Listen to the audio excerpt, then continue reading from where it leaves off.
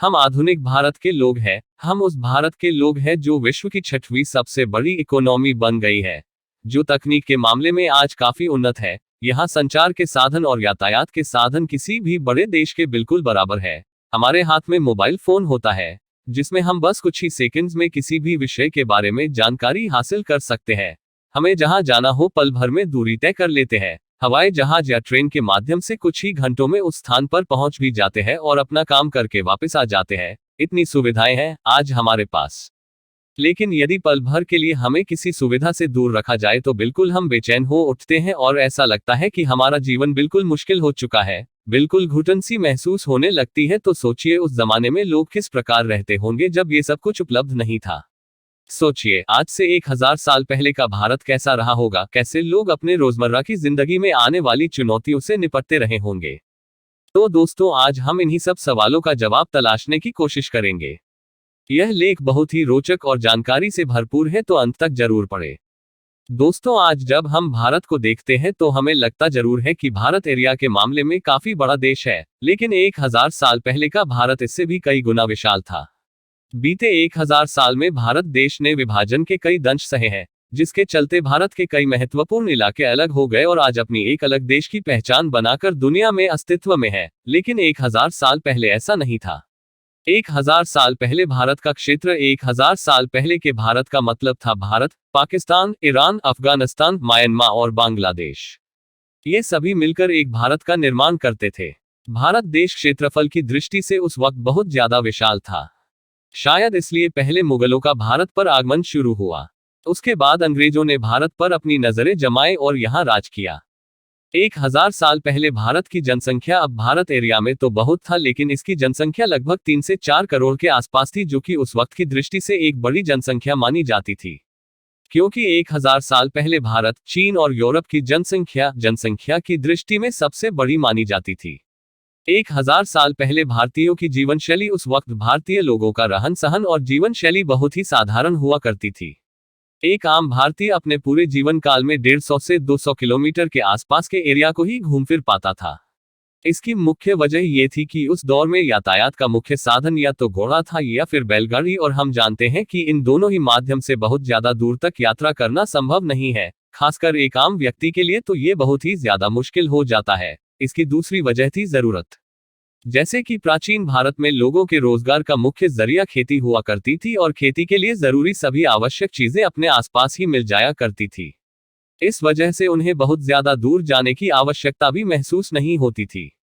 1000 साल पहले भारत पर आक्रमण देश में एक ऐसा समय काल आया भी था जब देश एक पावर कॉम्प्लेक्स से जूझ रहा था। यानी उस वक्त देश में कोई भी एक शक्तिशाली शासक नहीं था जो पूरे देश को एक करके रख सके। बस इसी कमी के चलते हमारे देश पर मुगलों का आक्रमण शुरू हो गया और धीरे धीरे देश मुगल सल्तनत के अधीन हो गया। 9वीं सदी के अंत में देश में पहली बार किसी विदेशी गुट ने आक्रमण किया था, और वो भी अफगानिस्तान के रास्ते भारत में प्रवेश किया था। उस वक्त देश में पल्लव, चोल, राष्ट्रकूट और चालुक्य वंश जैसे कुछ ऐसे राजघराने थे जो ताकतवर थे। इसके अलावा पूरा देश कई छोटे छोटे शासक तक ही सीमित था। वो पूरे देश पर शासन करने का कभी सपना नहीं देखते थे, और यही उस वक्त की सबसे बड़ी कमजोरी थी। इसी कमजोरी को मुगलों ने अच्छी तरह से समझ लिया था। 1000 साल पहले के भारत में हिंदू शासक 11वीं सदी के आखिर में पृथ्वीराज चौहान, जो कि भारत के आखिरी हिंदू शासक थे, उन्हें भी मोहम्मद ने हरा दिया और उन्हीं के साथ ही हिंदू शासकों का अंत हो गया। पृथ्वीराज चौहान के अंत के साथ ही कहीं ना कहीं हिंदुओं के दबने का इतिहास भी शुरू हो गया। ये कहना गलत नहीं होगा, उसके बाद उत्तर का क्षेत्र पूरी तरह से मुगलों के हाथ में आ चुका था। उत्तर का क्षेत्र अर्थव्यवस्था के लिहाज से बहुत मायने रखता था, क्योंकि उधर की भूमि बहुत उपजाऊ तो थी ही साथ यही वो क्षेत्र था जो भारत को चीन, यूरोप, रूस और सेंट्रल एशिया से जोड़ता था।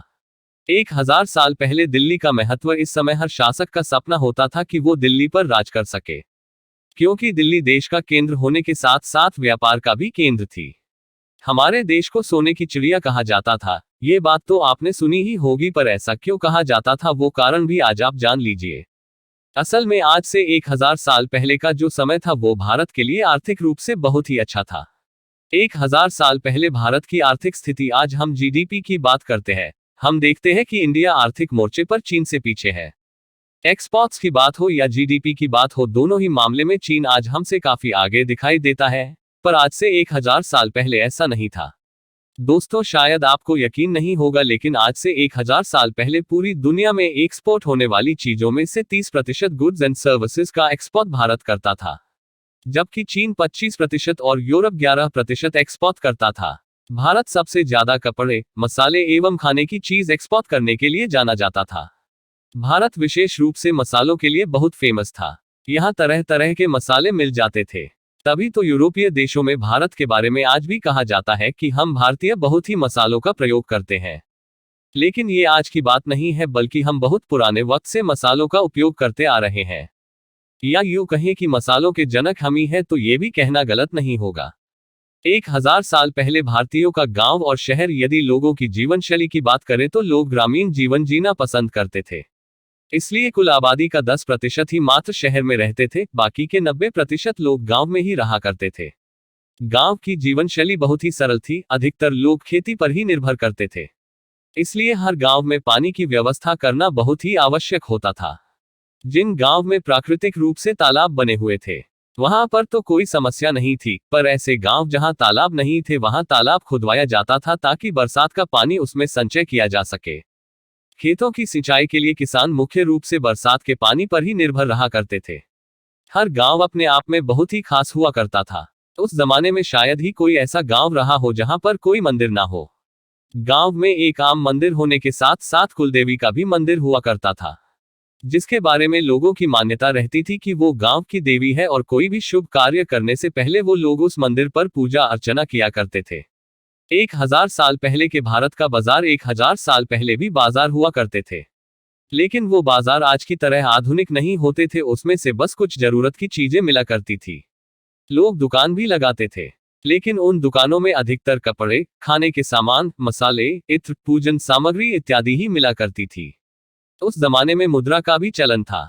लोग सामान खरीदने के बदले मुद्रा दिया करते थे, लेकिन ऐसा नहीं था कि मुद्रा नहीं हो तो लोग सामान नहीं खरीद सकते थे। मुद्रा की जगह कुछ और चीज देकर भी सामान खरीदा जा सकता था। जैसे कपड़े खरीदने के लिए गेहूं, फल के बदले चावल इत्यादि देकर भी लोग सामान खरीद लेते थे। 1000 साल पहले भारत में न्याय व्यवस्था, दोस्तों, उस दौर में न्याय व्यवस्था पंचों के हाथ में होती थी। वैसे तो हर गांव किसी ना किसी राजा के अधीन होता था, पर गांव की हर एक समस्या राजा तक नहीं पहुंचती थी, क्योंकि उसका निराकरण गांव में ही किया जाता था और वो पंचों के द्वारा किया जाता था। पंच आमतौर पर वही व्यक्ति बनते थे जिनका गांव में कुछ रुतबा होता था। 1000 साल पहले भारत में रोजगार की स्थिति, दोस्तों, जैसा कि हमने बताया कि उस दौर में व्यापार के बहुत ज्यादा साधन नहीं होते थे। कृषि पर ही लोग ज्यादा निर्भर थे। इसीलिए पीढ़ी दर पीढ़ी लोग परंपरागत बिजनेस को ही आगे बढ़ाते थे। यदि कोई कारीगर है तो वो अपने बच्चे को कारीगरी सिखाता था। यदि कोई चित्रकार है तो अपने बच्चे को वही काम सिखाता था। 1000 साल पहले भारत की शिक्षा व्यवस्था, दोस्तों, उस दौर की शिक्षा व्यवस्था भी गुरुकुल के माध्यम से ही संचालित होती थी। गुरुकुल में विद्यार्थी पढ़ने के लिए आते थे और विभिन्न विषयों पर शिक्षा अर्जित करते थे। विद्यार्थी न सिर्फ अपने देश के बल्कि कई विदेशी मुल्कों से भी आते थे। 1000 साल पहले के भारतीय समाज में शादी और संस्कार, दोस्तों, आज की तरह ही उस वक्त भी शादी एक बहुत ही महत्वपूर्ण संस्कार हुआ करती थी और उसे उतनी ही धूमधाम के साथ कराया जाता था। हर गांव का ये रिवाज था कि एक ही गांव में, एक ही गोत्र में शादी नहीं होगी और इसलिए हर किसी की शादी किसी दूसरे गांव में और दूसरे गोत्र में होती थी। शादी का कार्यक्रम आज की तरह 1 या 2 दिन में नहीं समाप्त होता था, बल्कि 1000 साल पहले की शादियां 7 से 10 दिनों तक चलती थी। बारात का आना और उनकी मेजबानी करने में ही 4 से 5 दिन लग जाया करते थे। आज की तरह नहीं था कि जिसके घर में शादी है बस उसी के लिए उत्साह हो। उस समय किसी की भी शादी होने पर पूरा गांव बहुत ही उत्साहित होता था, मानो उन्हीं के घर बारात आ रही हो और उनके पुत्र पुत्री की शादी होने वाली हो। उस दौर में कारखाने आदि नहीं हुआ करते थे, यही कारण था कि तब के लोग वायु प्रदूषण जैसी चीजों के बारे में नहीं जानते थे। दोस्तों, आज से 1000 साल पहले का भारत कुछ इस तरह था। हाँ, चुनौतियां थी, लेकिन लोगों में जिंदादिली थी। लोग तब जिंदगी को इतने खुली मानसिकता के साथ जीते थे जितना आज नहीं जी पाते हैं। दोस्तों, आपकी नजर में 1000 साल पहले का भारत या आज का भारत, दोनों में से कौन सा ज्यादा अच्छा है, कमेंट करके जरूर बताएं।